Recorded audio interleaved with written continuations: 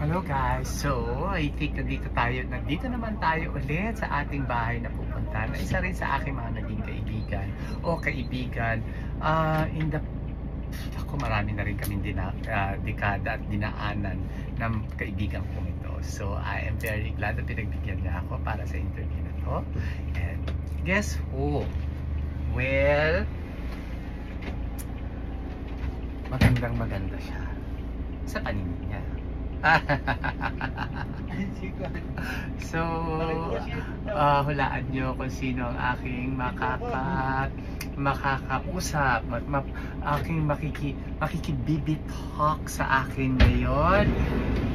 Well, isa siyang surprise. Excited ako makausap siya kasi marami na talaga kami pinagdaanan ng makaibigan kong ito at maraming din siyang pinagdadaanan ngayon.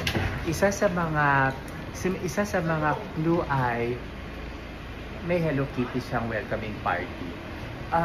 Sino ang isang may sabi ko sana may matinong pag-iisip na may welcoming party talaga, Hello Kitty. So, well, tignan natin. Pasok na tayo at sosurpresahin natin kung isang